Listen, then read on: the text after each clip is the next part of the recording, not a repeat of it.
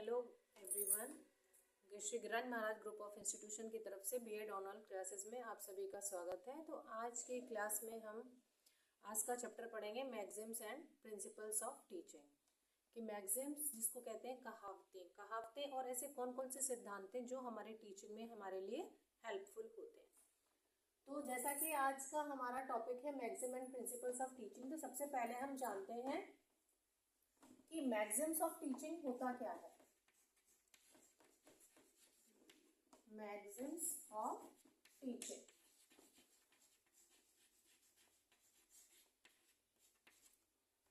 तो मैं आपको ये समझाना चाहूंगी सबसे पहले तो मैक्सिम्स ऑफ टीचिंग्स वो रूल्स या प्रिंसिपल्स होते हैं जिनके द्वारा टीचर अपनी जो भाषा है जो भी बच्चे को समझाना चाह रहा है वो एक ईजियर वे में बच्चे को समझा सके। तो इसका मीनिंग हम लिख सकते हैं कि maxims are the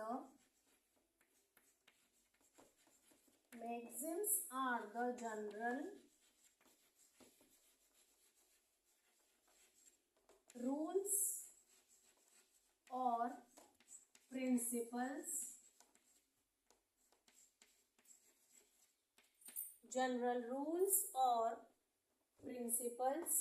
that guide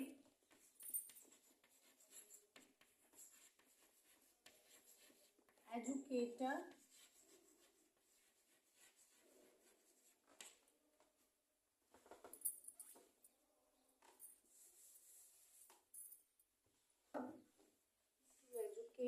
present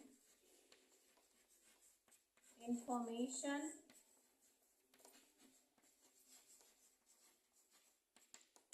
in a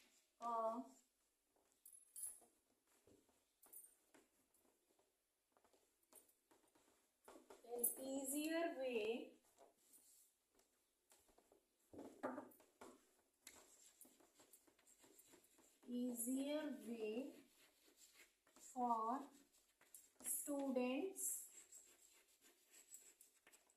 to understand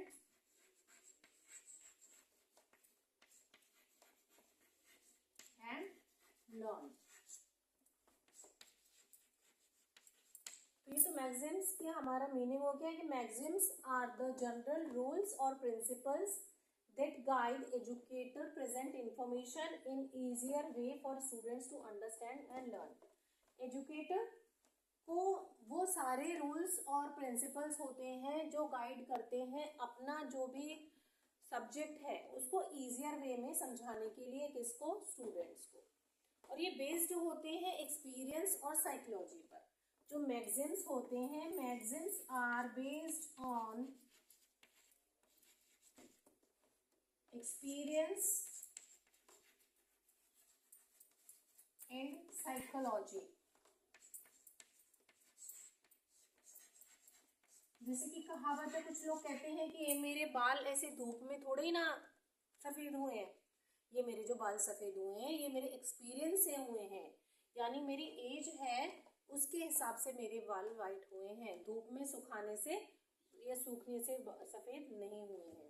तो मैक्सिम्स हैं वो बेस्ड होते हैं एक्सपीरियंस पे और साइकोलॉजी पे, कि जो साइकोलॉजी होती है उसी के बेस पर हम अपनी अंडरस्टैंडिंग को सामने वाले को समझा सकते हैं इन अ ईजियर वे, या बहुत ही आसान तरीके से। अब इसके बाद मैं आपको बताती हूँ कॉमन मैक्सिम्स कौन कौन से हैं। ये तो मैंने आपको मैक्सिम्स बता दिए। अब हमारे कुछ मैक्सिम्स हैं जिनको हम अप्लाई करते हैं टीचिंग के दौरान। तो common Maxim's of teaching, common Maxim's of teaching. तो सबसे पहला हमारा मैक्सिम हम एक टेबल फॉर्म कर लेंगे। तो यहां पर तो मैं मैक्सिम लिखूंगी, उसके बाद में उसका मीनिंग लिखूंगी यहां पर मैं उसी मैक्सिम का, और यहां पर उस मैक्सिम का विद एग्जाम्पल यूज करते हुए मैं आपको समझाऊंगी। तो हमारा पहला मैक्सिम रहेगा from known to unknown, known to unknown।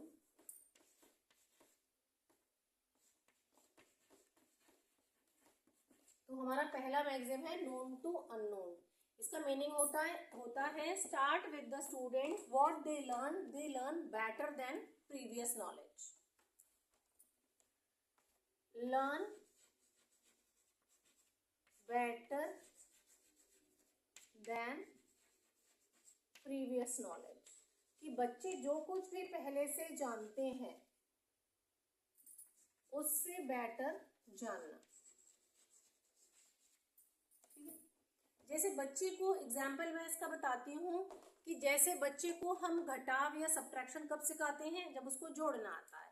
पहले हम कहते हैं बच्चों से पूछते हैं कि 2 और 2 कितने होते हैं, 4 होते हैं। बच्चा जब रिप्लाई कर देता है उसके बाद हम पूछते हैं अच्छा 4 में से अगर 1 गया तो कितने बचे।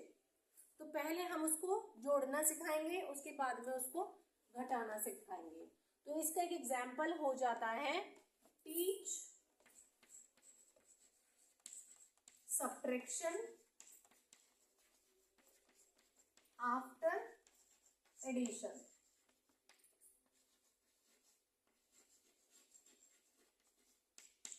Teach subtraction after addition. इसके बाद हमारा दूसरा मैक्सिम हो जाता है फ्रॉम सिंपल टू कॉम्प्लेक्स। ये हमारी पहले जो भाषा है वो सिंपल होनी चाहिए, उसके बाद में थोड़ी सी कठिन होनी चाहिए या घुमावदार होनी चाहिए। पहले साधारण होनी चाहिए, फिर थोड़ी सी कॉम्प्लेक्स होनी चाहिए। इसका मीनिंग हो जाता है begin with easy, begin with easy then hard और difficult।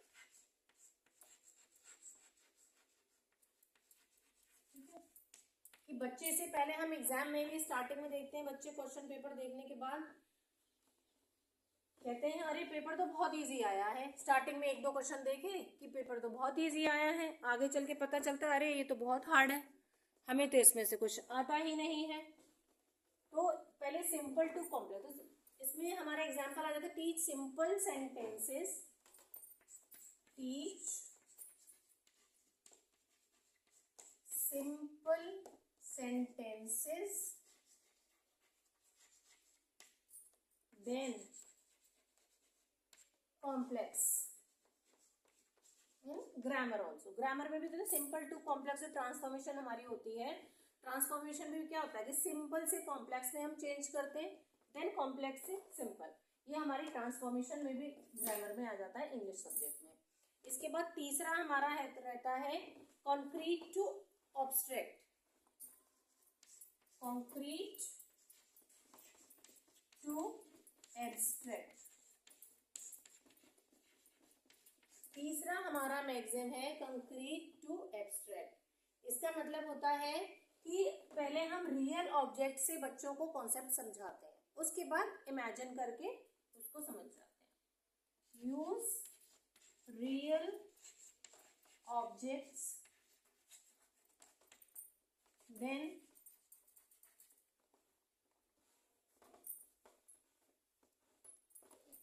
थ्योरी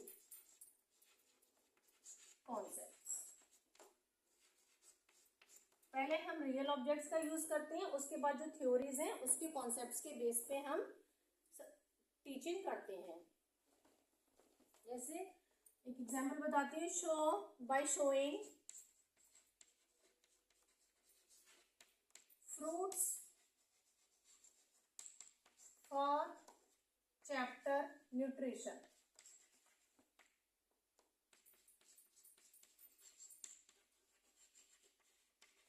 जैसे हमें बच्चों को न्यूट्रिशन चैप्टर पढ़ाना है तो हम क्या करेंगे, सबसे पहले बच्चों को फ्रूट्स दिखाएंगे कि इस फ्रूट्स में ये न्यूट्रिएंट्स होते हैं। तो हम एक बार उसको फ्रूट दिखा देंगे, उसके बाद में उसके दिमाग में कॉन्सेप्ट आ जाएगा कि इन फ्रूट से हमें ये न्यूट्रिशंस मिलते हैं, ये न्यूट्रिएंट्स मिलते हैं। तो पहले हमने उसके लिए रियल ऑब्जेक्ट यूज किया, उसके बाद में वो एक थ्योरी मिल गई फ्रूट्स।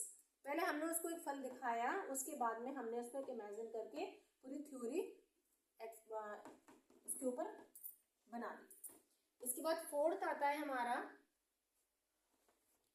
Analysis to synthesis.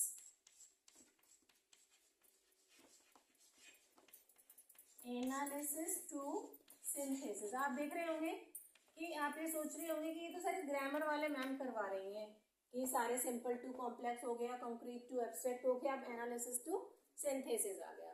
तो एनालिसिस टू सिंथेसिस का मतलब होता है break down a topic into parts, break down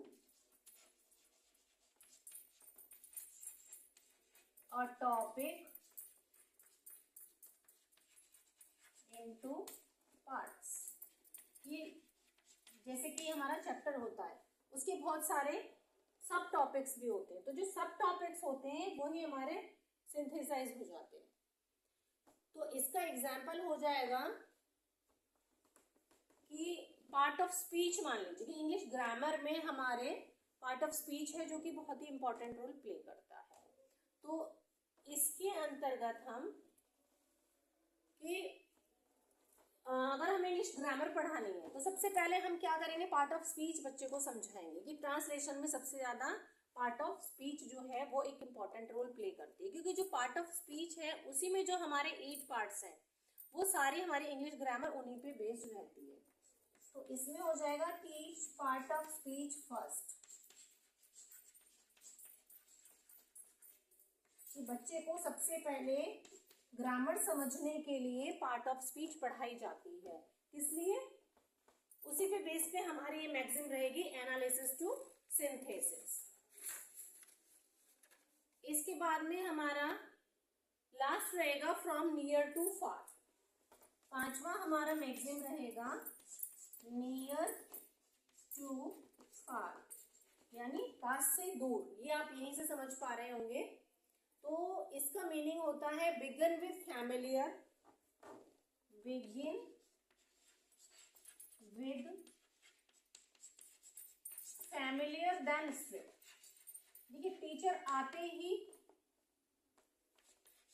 then strict,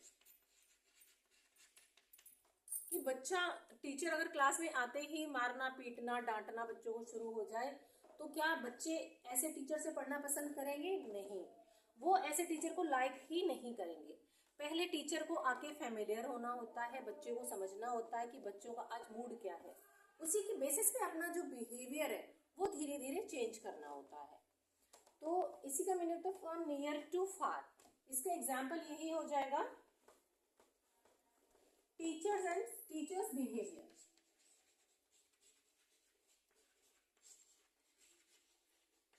teachers और स्टूडेंट्स बिहेवियर। तो ये हमारे कॉमन 5 मैगजीन्स हो गए जो कि हम टीचिंग में अप्लाई करते हैं। तो पहला था हमारा नोन टू अननोन, सेकंड था हमारा सिंपल टू कॉम्प्लेक्स, थर्ड था हमारा कॉन्क्रीट टू एब्स्ट्रैक्ट, फोर्थ था हमारा एनालिसिस टू सिंथेसिस और फिफ्थ था हमारा नियर टू फार। तो ये हमारे 5 मैगजीन्स हो गए। अब इसके बाद मैं आपको प्रिंसिपल ऑफ टीचिंग बताती हूँ।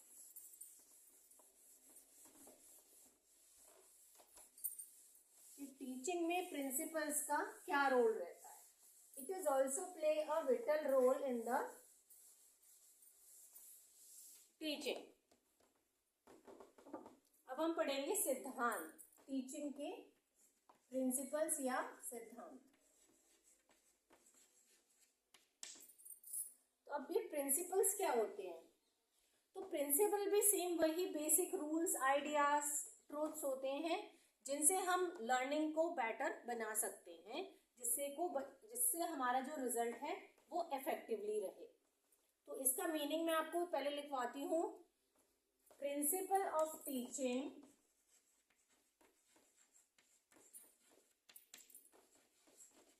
Principles of teaching are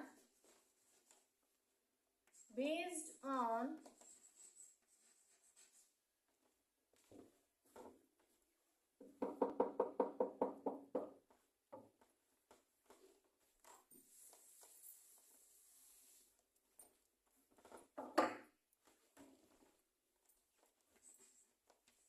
basic truths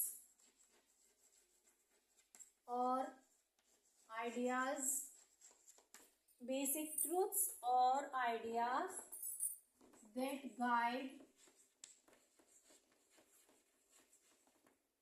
teachers that guide teachers to teach effectively.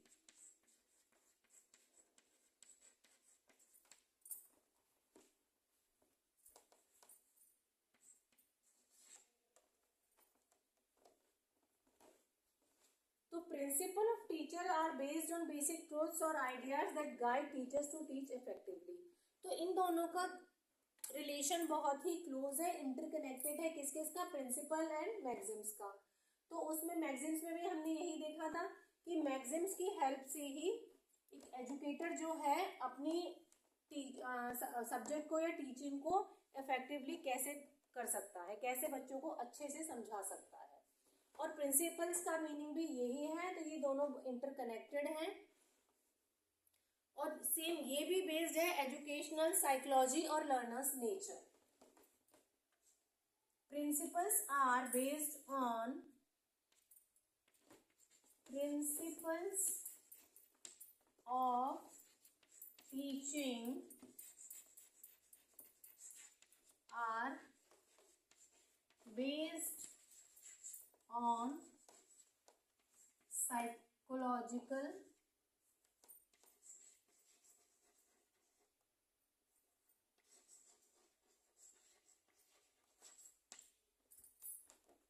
psychological knowledge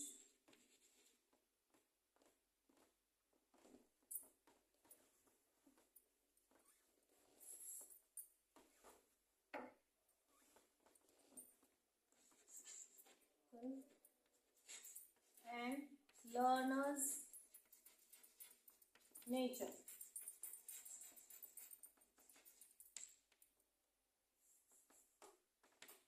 ये जो प्रिंसिपल्स हैं ये बेस्ड होते हैं एजुकेशनल साइकोलॉजिकल लर्नर्स नेचर पे इफेक्ट करते हैं.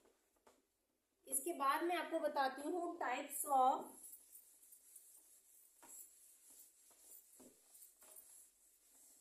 ये मीनिंग. आपको इसका समझ में आ जाएगा, आ गया होगा आई होप. अब इसके बाद में मैं समझाती हूँ कितने टाइप होते हैं. टाइप्स ऑफ, जैसे हमने टाइप्स ऑफ मैक्सिम्स पढ़े थे ऐसे ही हम types of principles of teaching पढ़ेंगे. तो सबसे पहला हमारा प्रिंसिपल रहेगा साइकोलॉजिकल प्रिंसिपल्स. Psychological principles.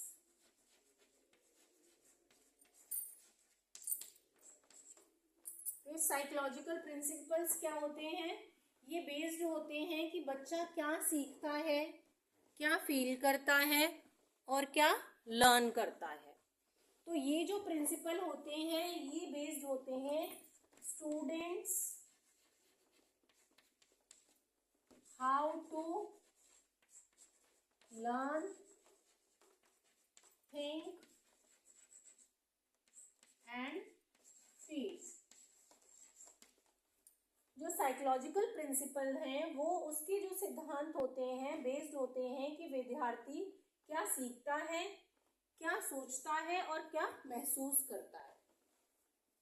इसके बाद दूसरा आता है sociological principles. Sociological principles.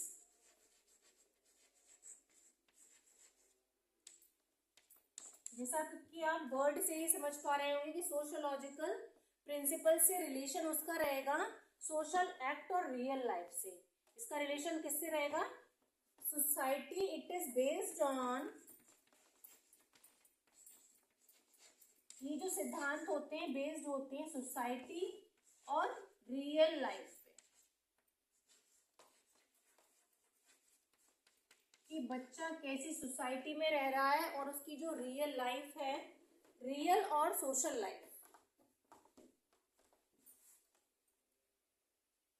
Real और सोशल लाइफ कैसी है, उसी के बेस पे उसकी लर्निंग चलती रहती है. उसका सोशल एम क्या है, उसकी लर्निंग क्या है, ये सारी चीजें हम इन प्रिंसिपल्स के द्वारा पढ़ते हैं। अब तीसरा आता है हमारा पेडागोजिकल प्रिंसिपल्स। इसको इरेज कर देते हैं, ये थोड़ा सा इसमें पॉइंट्स ज्यादा है समझने के लिए, तो मैं इसको इरेज कर देती हूँ। तो पेडागोजिकल प्रिंसिपल्स, तीसरा आता है हमारा पेडागोजिकल प्रिंसिपल्स।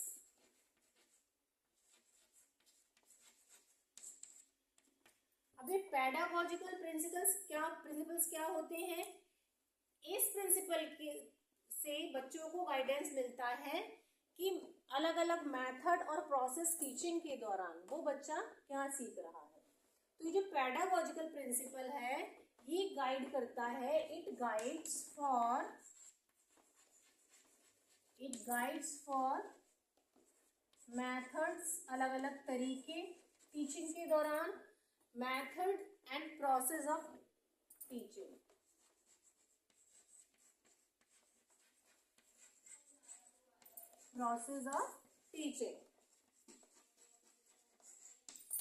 पेडागोजिकल प्रिंसिपल्स हमें गाइड करता है मेथड और प्रोसेस किसके? टीचिंग के। तो सबसे पहला हमारा इसमें प्रिंसिपल रहता है principle of activity.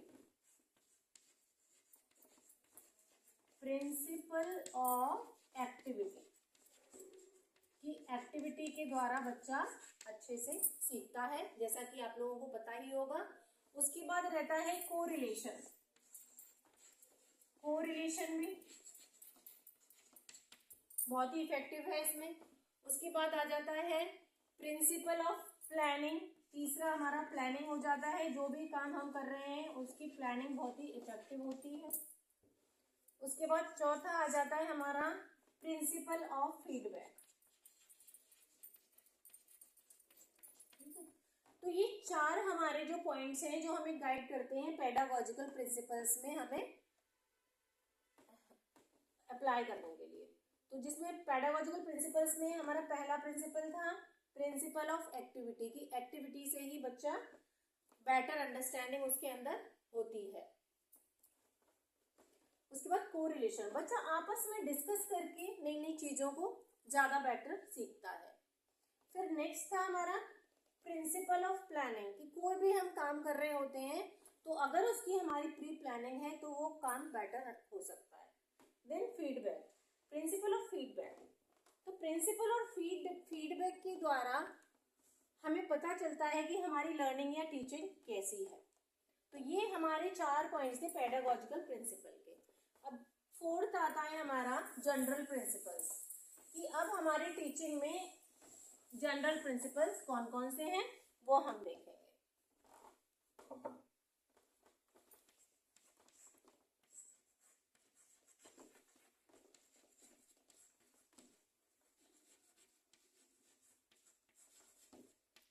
General principles, तो जनरल प्रिंसिपल्स होते हैं ये यूनिवर्सल आइडियाज होते हैं जो अप्लाई होते हैं टीचिंग पे। ये बेस्ड होते हैं जनरल प्रिंसिपल के based on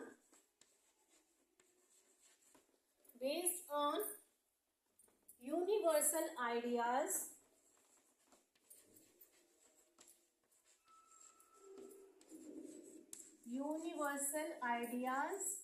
apply on teaching.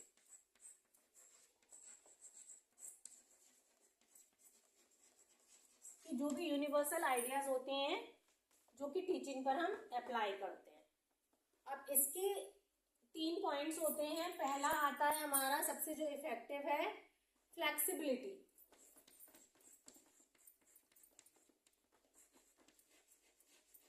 कि हमारा जो प्रिंसिपल है फ्लेक्सिबल होना चाहिए, स्टेबल नहीं होना चाहिए कि हम स्ट्रिक्ट हैं तो हमेशा स्ट्रिक्ट ही रहे, नहीं, हमें समय समय पर स्ट्रिक्ट भी होना चाहिए और समय समय पर हमें फेमिलियर भी होना चाहिए। तो हमारा जो बिहेवियर है वो फ्लेक्सिबल होना चाहिए। देन हमारा सेकंड जनरल प्रिंसिपल रहता है क्रिएटिवनेस कि हमें क्रिएटिवनेस के प्रिंसिपल्स अपने अंदर क्रिएटिव होना चाहिए, हमें बच्चों को एनकरेज करना चाहिए क्रिएटिवनेस के लिए। देन हमारा तीसरा आता है डेमोक्रेसी इन एजुकेशन